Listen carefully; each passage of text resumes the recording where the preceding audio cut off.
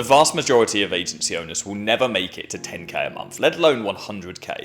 So what is it that they know that you don't? Now, I've personally worked with hundreds of 6 and 7 figure agency owners, and over the years I've recognized patterns of behavior that separate those that win and those that lose. And that's exactly what we're going to be going through today. So let's get stuck straight into this and waste no time. Now, first of all, I want to make this clear. This video is not about setting goals and sticking to them. It's not about cutting out bad habits from your life, and it's not about delaying gratification. Albeit all of these things are incredibly important to your success. But this video today is about doing what others won't, so you can do what others can't. So you can have what others can't have. So you can sign the top 1% of clients. So you can deliver the top 1% of results. And as a result of that, make the top 1% of revenue. And in order for us to achieve that goal, we need to do what other agencies aren't doing right now.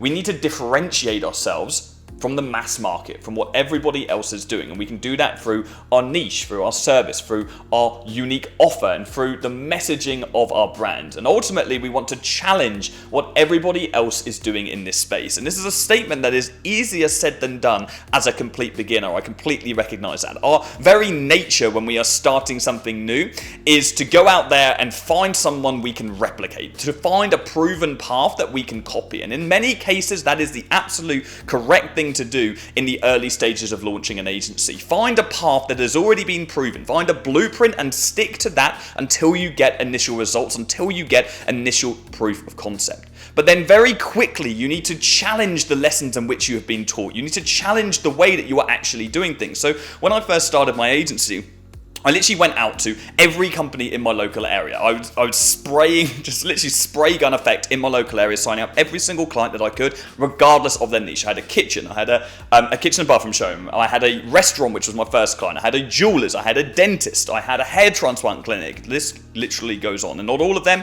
I got great results for. But in having this scattergun strategy, what I did was I found very quickly which businesses I enjoyed working with, which businesses I knew how to get great results with, which ones I was able to build the better relationships with, and I learned in my unique circumstances the best path for me to move forward with within my agency based on my own personality and my own self-motivation. Now, what I identified after months of trial and error in my agency was that there was a gap in the market for people reaching out to e-commerce businesses. And so I actually pivoted my agency and I started working with e-commerce businesses. And of course, gradually we were still working with lead generation companies at the same time. But over time, I signed more and more e-com clients and I realized the opportunity that I had. And then I positioned myself in the early stages as an industry leader in the e-commerce agency space. And that's why we still maintain that position to this day. But only from my ability to think outside of the box and break the chains in which I was initially taught and constricted to.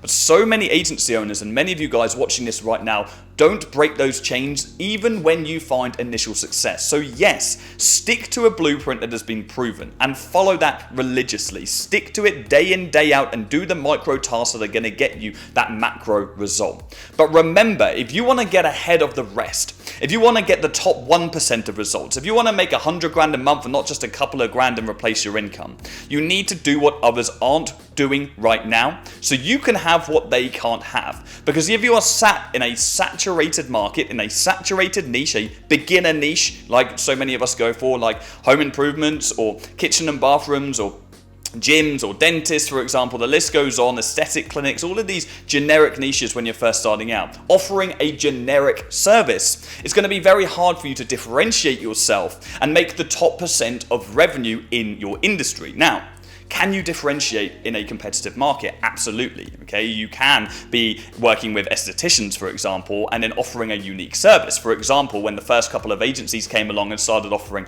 an appointment setting service where they didn't just generate leads on Facebook ads for their clients and send them over a list, but they then started actually calling up those leads as well and physically booking them onto the calendar, those agencies cleaned up. But now it's the norm to create or offer an appointment setting service, right? So what's next? So what you want to be thinking about. How can I differentiate? How can I go a step further? Do I do a pay per show? Do I do a pay per sell? Can I get involved in the sales process entirely?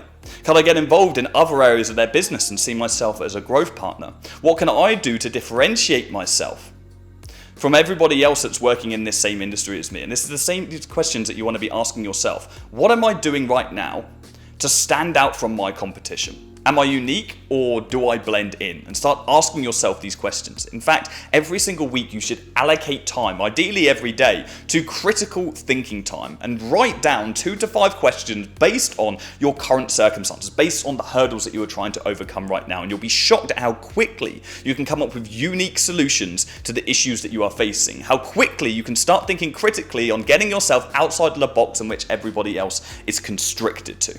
Okay, and again, we don't just have to restrict ourselves to differentiating from our niche. It can be our service, it can be our offer, it can be our messaging, it can be our culture. This business model is so versatile. So think outside of the box and start challenging what everyone else is doing.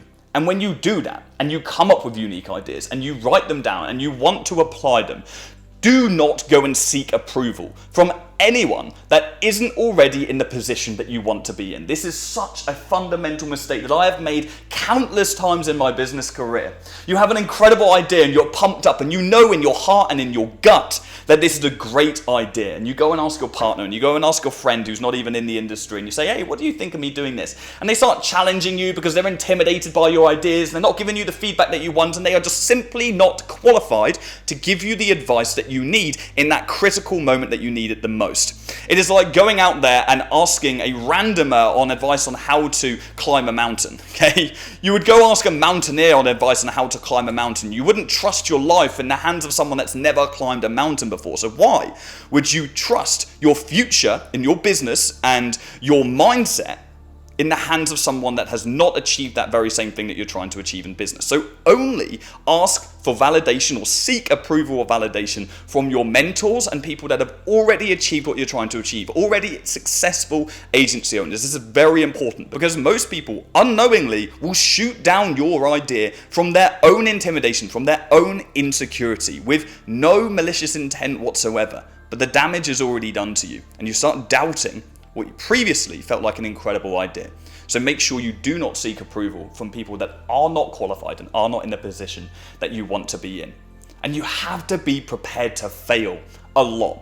When you're pioneering, when you're doing something new for the first time, when you're challenging the norm, you're gonna fail an awful lot. I've failed countless times over the years in so many different ventures within my agency, in niche tweaks, in offer tweaks, in a new service that we're offering, and hiring certain team members that are outside of the box. And I have failed time and time again, and I welcome every single failure that comes to me. That is why I maintain a top tier position in this industry, because failures are not failures to me. Every single one of them is a lesson, and I'm harder and I'm stronger after every single failure that I encounter. And this is the same for every single successful person. So few had this straight path to success. You know, Thomas Edison attempted to build the light bulb or invent the light bulb over 1,000 times before he found the right formula, okay, creating that bulb. J.K. Rowling with Harry Potter, she went to 12 different publishing places over years in order to finally get accepted for someone to say, yes, I'm going to publish this book. And James Dyson, who invented obviously the Dyson Hoover, 5,000 renditions of that Hoover before he then got it right and people started buying it and he became a billionaire. If any of those people gave up on those initial hurdles, if any of those people took those failures as straight dead failures, then they would never be who they are and have built the legacy that they have. So next time you get rejected on a sales call and you think to yourself, oh, I'm not cut out for this, or next time you sign up a client and you fail to get them results and you say to yourself, oh, Facebook ads don't work, think of those people. Get back on the horse, suck it up and fail some more. Failure drives the top 1%. Okay, I've got some bonuses here for you guys. You have to run everything by the numbers in an agency. You cannot run this business by your gut. You can't run any business by gut feel alone, especially when you are testing and challenging the norms within an industry and doing things for the first time, okay? You have to track absolutely everything. If you're acquiring clients by cold calling, then you need to write down every single day how many dials you're making, how many pickups you had, okay? How many people then said, yes, I'll have a meeting with you. So you can establish your meeting set rate. So you can compare that to other niches that you're testing out. And you can cross-reference that data to truly know what actually works. Not look back on the final 2 weeks and be like, oh yeah, I was calling home improvements last week and it felt like I was getting more pickups. Or, oh yeah, I started calling restaurants this morning and actually I definitely got more pickups. No, What does the data say? Because numbers do not lie. Your gut and your brain does lie to you. Your emotions will lie to you. You have to track absolutely everything. Your cold call data, your email data, your DM data, your ad results, just like you would for your clients. Okay, track every single piece of data that you absolutely can. If there's a number attached to it, track it. And then get used to analyzing that data weekly and at the very least monthly, okay, and cross-analyzing between the things that you are doing. Create spreadsheets for the different areas of your business. We have tons of them inside of our program in the academy. You have to get used to running your business by the numbers. It's the only thing that matters. And finally, use AI for everything. And I literally mean everything.